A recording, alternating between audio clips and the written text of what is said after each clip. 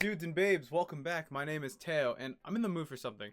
Like, Chick-fil-A sounds great. I'm pretty hungry. I think it's the only thing that can really quench my appetite right now. Yeah, it's about 11 o'clock, so hopefully it's open. Close on Sunday. Ah, well, if I can't have Chick-fil-A, I guess I'll go make something in my own oven. Alright, 12 minutes sounds good. Well, now that that's cooking, it got me thinking, why is everything so time sensitive nowadays? Wait till it's not Sunday to have Chick-fil-A. I gotta wait for my food to stop cooking. I just need escape where I can go my own pace, where I can just explore a vast wasteland or open world or create my own land, do something without the idea of a time sensitive element or, anything that would, sync up with the idea of reality by any stretch of the imagination. Not him. Yo, that landed on my couch. Time sensitivity in video games. What a neat little concept to, show the passage of time. Things can only happen at certain times in game or in reality. One of my favorite time sensitive events in any video game was especially in Pokemon, when you could have a Lapras on a Friday or a Drifloon on a Friday, but we weren't there the other days. It was like a cool little Easter egg to figure it out. Although, those are good Pokemon if you're trying to complete the Pokedex or whatever. They're good to have, they're cool to have. It might be a little annoying, but hey, you can still play the game. You don't need them to progress. Same idea with in-game stores like Fortnite and Valorant and Rocket League. They all have these like cycling items in stores. Purely cosmetic for the most part, but it doesn't stop you from playing the game. You can just keep doing your thing, and if a skin you like shows up in the store, bada bing bada boom, you wasted $20. Oh, I'm sorry, V-Bucks. My bad. Beyond that, time sensitivity has gone a little further with the idea of keeping you coming back for more. Things like in-game daily events, challenges. My favorite time-sensitive event thing in video games, clearly, is mobile games. As I stated before, things like the Drifloon and Lapras event, they only happen on Fridays at night or whatever in those games, so you had to set the clock in your game. The idea was you play it at night, it's night in the game, that's cool. The whole day-night cycle is such a unique concept in the sense of, yeah, there is passage of time in this game, and either you see it in reality, or you're experiencing it in-game, and there's ways to, move through time quicker. Days go a little quicker. Things like Minecraft, Stardew Valley, things only happen at night. Things only happen during the day, but you don't have to wait a whole day to see it. There's designed in-game skips for these, things like sleeping, beds in Minecraft, and Stardew for that matter. You can sleep the days away if you'd like. Things like the Pokemon thing, it's designed to be, correlated to your life. It's designed to be exactly correlated to what your real situation is, which is cool. Hell, I think there's even Pokemon that only evolve at night, and that's a really sick concept. So with this in mind, the whole day-night cycle, when things can happen in-game, and how you can even correlate it to real life, I'm sure developers got thinking, how can we capitalize people playing at a certain specific time, in turn making their game more popular, more successful, so on and so forth. I think one of the most prominent known things, at least to me, was back in the day, and they still might even do it today, is the double XP thing from COD. Randomly it'd be like double XP weekend, or Halo, double XP weekend. It would just happen once in a while. Give you a reason to get on and play more Halo, COD, whatever. Just play their game more because you're incentivized through this time-based event that would end after the weekend would end. Or things like these beta test games or open play. Hell, I think Fortnite's still technically in beta. I don't know if they're still marketing that way. Like, hey guys, if it's buggy, still in beta. But the idea is, you get to try this game for a limited time.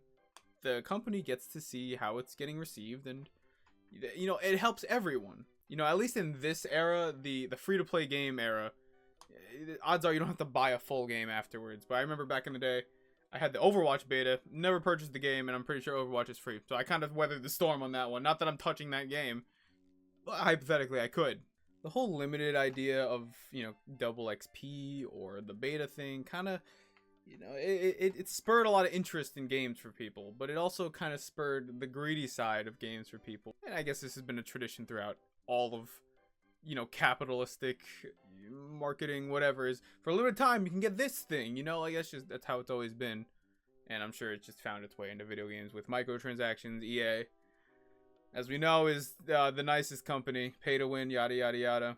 I personally haven't really delved too deep into the, buying loot boxes and packs and stuff. Back when I used to play Madden Ultimate Team, they would have these cards that are limited time, and they would be like the best cards in the game, but they would be like rendered, meta for a week, and then a couple weeks later they'd be outdated. And even further, they would release the card again that wasn't a limited version anymore. So it really took the limited out and made it not limited anymore. So what was even the point of releasing it limited if you're just gonna, you know, release it later? Capital greed. That's what we like to see, baby.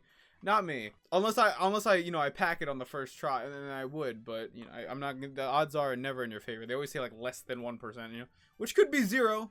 By definition, that could be 0. The idea of a limited, you know, event is crazy. I think now things are more accessible by the day, that something that should be seen as limited all of a sudden seems accessible. I'm a huge fan of, you know, listening to music, but I wouldn't really want to go to a concert. But, you know, thanks to the internet, I can experience a concert from home. Let's just type in Taylor Swift concert here, and you know, I'm nothing short of a million of these. Hell, the full HD concert, like, come on.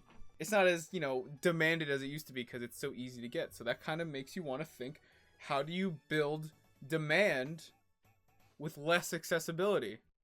You limit. But not in the way you're thinking. See, something like media, it's kind of hard to, you know, take something off the internet when it's out there. But in games, you have the ability to, you know, advertise you have something, but withhold it in a way. I think one culprit for sure is the free-to-play games. You know, Candy Crush, you run out of lives, you can buy more. You know, you want to speed up the process, you buy gems. You know, Clash Royale, so on and so on. I could go on for hours and hours. But they'll never really infiltrate the mainstream video game, you know, market, would it? It would. I remember a few years ago I saw this thing where you could literally, Battlefield was promoting buying bullets in-game when you're out of ammo. How absurd? How absurd is that? Now Jeff Bezos can just keep shooting at you and just doesn't matter how much bullets you got. He's got more. So I guess naturally it was either wait to die or, you know, start the level over, time sensitive things, you know, start over. Or you can just, you know, I'm on it right now. Give me what I need right now. I'll pay for it. But these are video games. These are supposed to be my escape from spending money, from you know, experience the reality of time, to, you know, enjoy and experience the way I want to experience it. This is Animal Crossing New Horizons. This is everyone's favorite game during COVID. You're lying if you're saying otherwise. This game is great. I mean, you know, it's designed, you build your own island. You can, you know, you can craft your own materials. You can fish. It's got so much more than the old Animal Crossings had to offer. It's Animal Crossing. This is actually my first Animal Crossing game, so it was pretty exciting for me to play it. I loved fishing. I just thought it was super, you know, fun. And, you know, that's just me. I just like the challenge of fishing. And, you know, so I guess the creative side kind of escaped me. I'm not exactly a artistic, you know, go to Pinterest to look for builds kind of guy. I'm just not like that. For the people that are, there was one thing that always eluded me about this game that kind of, you know, struck a chord with me for the creative community. And it's the fact that you're kind of limited in a few ways in this game. For a cozy game, you're a little limited to being as creative as you'd like. I'm always in the market of the idea that a game shouldn't halt your creativity if it's, you know, made for that. You know, if I'm playing creative mode in Minecraft, I should feel creative. I should be able to do whatever I want. But one thing about Animal Crossing that always kind of confused me, and let's, you know, understand this within the confines of how you should orient the game. You know, your switch should be set to your time. You can do either the time jump, you know, whatever, change the time of your switch. You can change this stuff, so, you know. But as the game was designed, you are to play, you know, whenever you'd like, sure. But the benefits of playing during the day far exceeded playing at night to an extent. Sure, there's some events that only happened at night, but I feel like the benefits are way, way more advanced during the day. You know, the shop was open, meaning you can shop for items. You can sell your stuff for more money. But, you know, at night, you have to put it in, like, the little box, and they buy it at a discount, and you can't even buy the items you want to buy. Which brings me to items. Okay, so the thing about the creativity in this game that kind of, you know, confuses me. Sometimes the store doesn't have the items you want to buy. And if it doesn't, you have to wait a day only for a chance that the items aren't there. It just feels like it's a weird way of limiting what you would want. Because sure, you would want a certain type of chair, right? But if it's not in your shop, what are you going to do? You know, you have to just wait.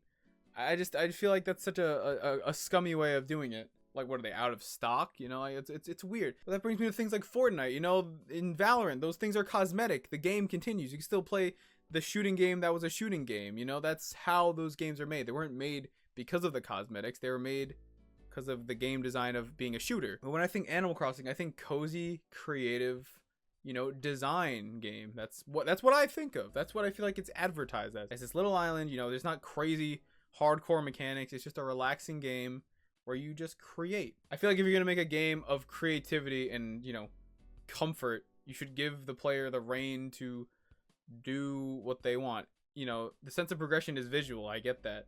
But when the sense of progression is halted by literal waiting, in real life waiting, that's a little, you know, weird. I'm just of the idea that creating an environment where you should play something at your own leisure shouldn't have, you know, a deriving aspect of the game be halted by time. You know, let alone from what I said earlier, being like the store is closed at night. Hell, well, if you can only play at night, it's just an odd concept to me, right? Like, why would you? It's like going to a store that sells anything, but never has what you need. Hey man, I heard they were selling Stanley Cups at the store. I heard they're really still popular too. Do you mind if I can get one? Let me check the back. No, we don't have any. What? But I just checked my phone. It said this store had them. I don't understand. Oh yeah, well we can have them, sure. But just not today. All we have is this ruler and this copy of Battleborn for the PS4. I don't understand how that works, but okay. All right, thanks, man. Take care. The next day. Hey, you're the guy from yesterday, right? Hey, man, big news. So I know you had a ruler in Battleborn. Turns out my little brother loves small measurements and Battleborn. What an idiot! Battleborn and ruler. We don't actually have them today. You don't have it? What, you sold out? Did someone buy them yesterday? No, we didn't sell out. We just don't have them. As a matter of fact, if you bought them yesterday, we would have sold out, but now we just don't have them. Nah, sorry. All we have today is this bag of chips and the Slinky. Nah, it's alright, man. Actually, since I'm here, can I just get the chips? I'm pretty hungry. We don't have them anymore. So, what is this video about? Am I here to rant and say how stupid it is? Not really. You know, maybe I just have a vendetta against Animal Crossing for some reason, and maybe I'll get into that one day. You know, I think time sensitivity is a great thing in games. It gives a sense of immersion, it gives a sense of urgency, and it creates kind of a, you know, a world within a world. You know, yes, a game is supposed to be your escape from reality, your, you know, your safe space, you know, your time to have fun. And creating a time-sensitive situation, you know, may stress you out, may make you feel restricted, but at the end of the day, it's designed to be, like I said, immersive. Most games turn out, you know, pretty well with it. And for what it's worth, Animal Crossing, it makes sense that it has time-sensitive events. But anyway, I feel like I've been rambling up. Man, I'm really hungry. Like I don't know about you guys, but wait, how long has it been? Oh shit.